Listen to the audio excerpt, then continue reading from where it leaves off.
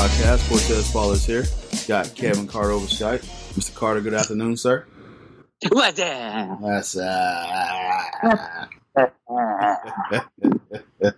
For you people that don't know, that's a 90s thing. Yeah, there.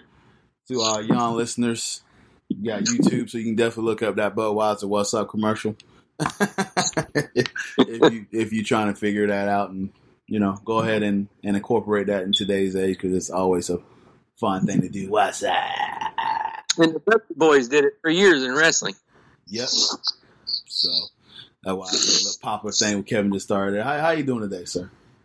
I'm doing good, all things considered. I'm doing well. Good, man. Good. Yeah, not too bad on this end over here as well.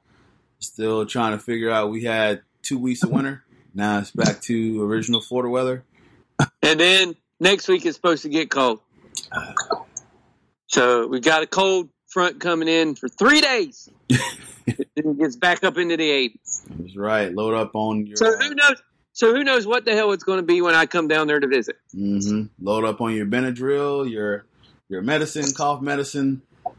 Your Vicks or whatever they call it, your Zicams. Yep. Your what's that newfangled stuff with the elderberries?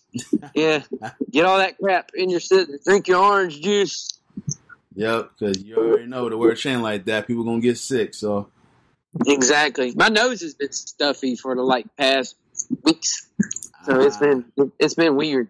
Sinus is going all out of whack, huh? It was staying in your apartment and it being freaking 35 degrees. No, I'm just kidding.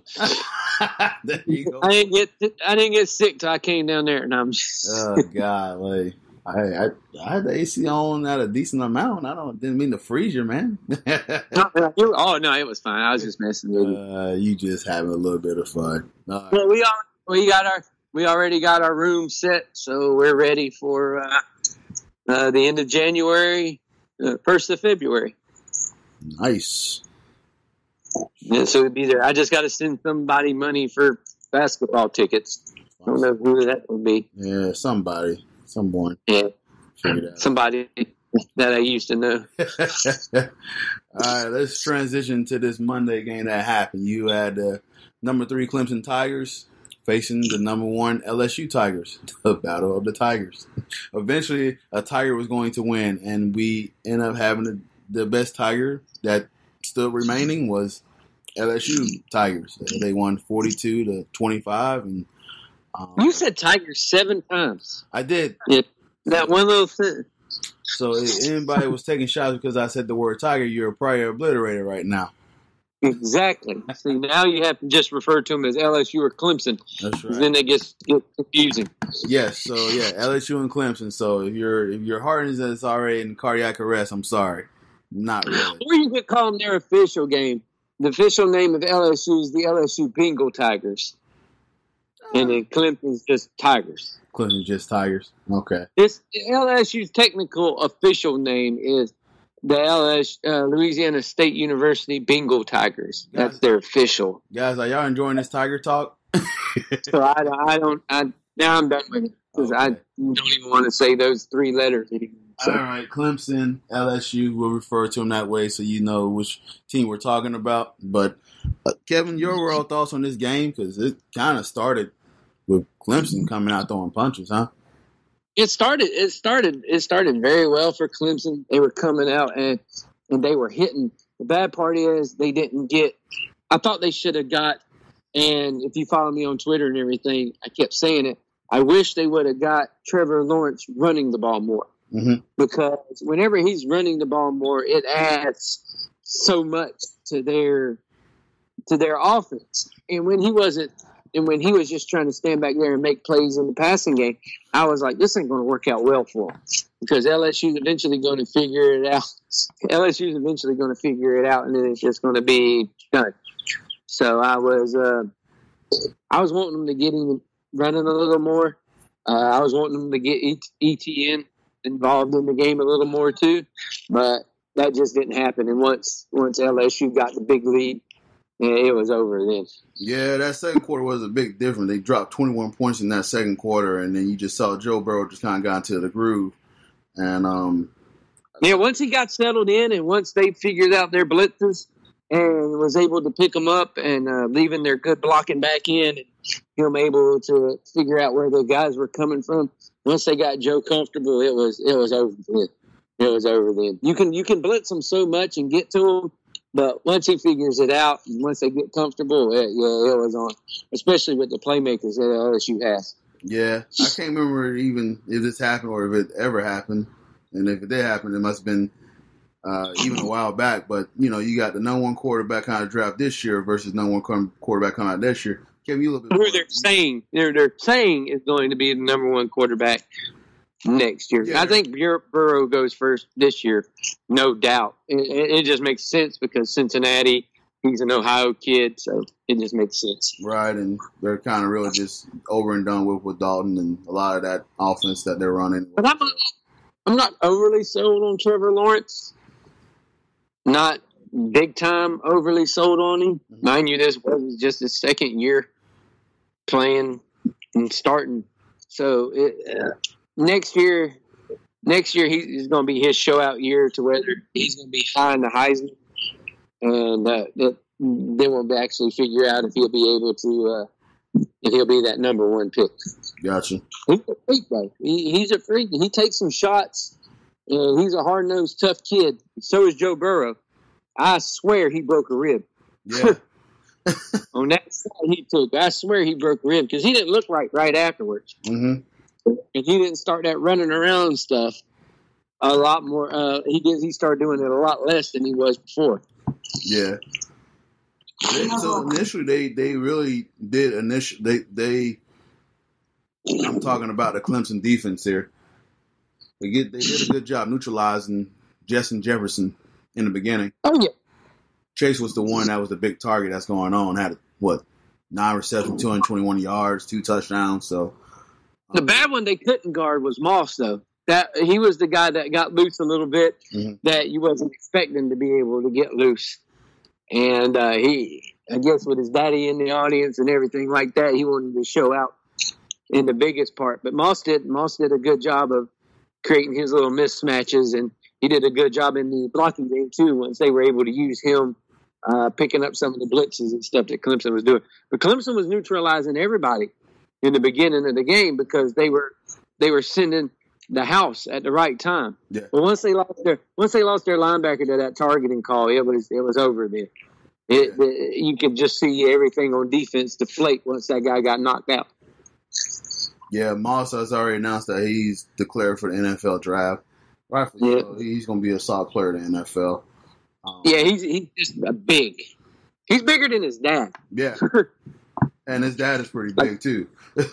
Like, way bigger than his dad. I'm like, oh, God. So, yeah, man. So I guess Clemson come back here next year. What do you think about Clemson next year? Because we already Clemson's got everybody coming back. Lawrence is coming back. Etienne's coming back. So most of their solid pieces on the offensive side of the ball are coming back. They're still sketchy at wide receiver because really their only wide receiver was Higgins. Uh-huh. And he also declared as well. So talking about a team like Clemson coming out of ACC, which is very, very light in the drawers, if you want to sort of speak, they ain't got many people you got to worry about.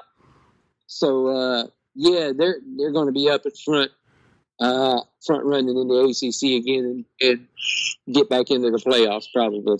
Them and Ohio State is probably the most complete teams next year at combat. For them, you have them, you have Ohio State, and you have Florida, who's got the most pieces coming back and is mostly set up for success. Right.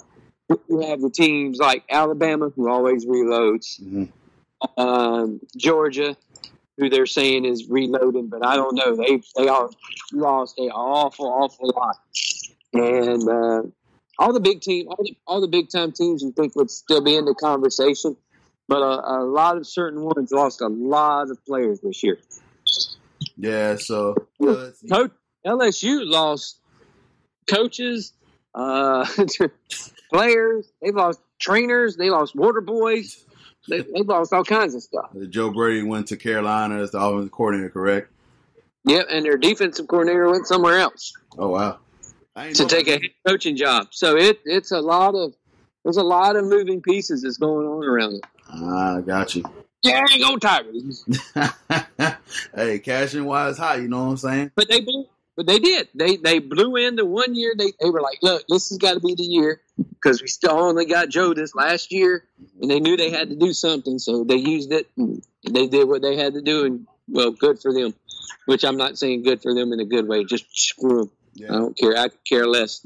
No, I want to get punched in the face, but whatever. Listen, me and Kevin announced before, like we really don't like LSU, but this Joe Burrow story, has just been fun to follow.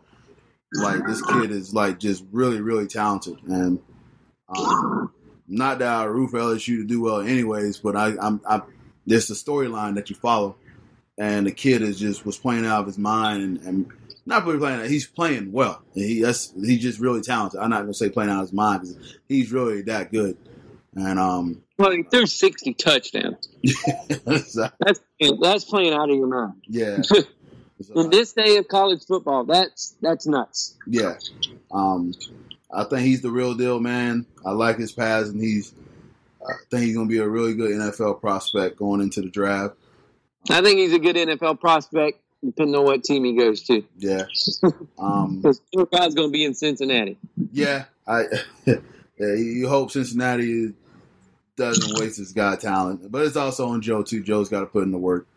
And it's going to be a quite fun development to watch. I mean, as long as he's... This breaking news. University of Florida, 69. Number 4, Auburn, 47. Oops. Yes, so the Florida Gators beat the number 4 team in the nation by 22 points. Jesus. Hey, way to go, Florida. 22 points, bruh. Was they at home? Florida was at home? Yeah, they were playing at home. Yeah, Florida was playing at home. But dang.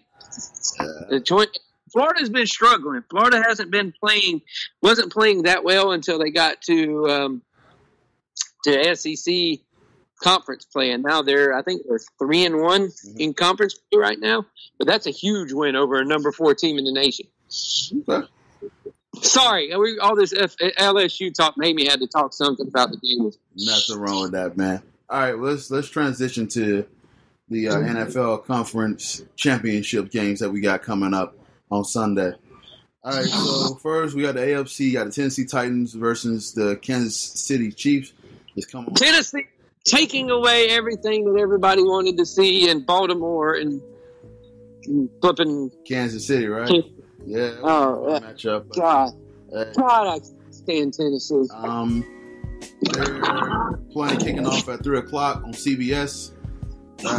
Anybody that streams CBS, good luck. You're not getting the game. I went on my rant on Twitter about that. If you want to check that out, but nonetheless, we'll keep it moving. How they got here?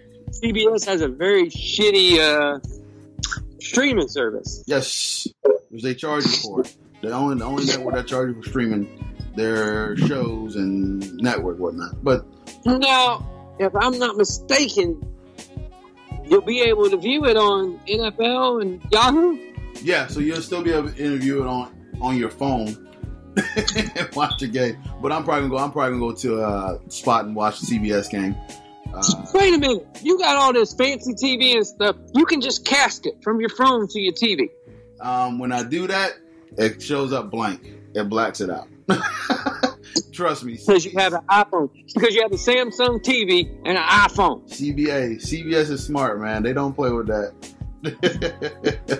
I'm talking about if you watch it on your phone,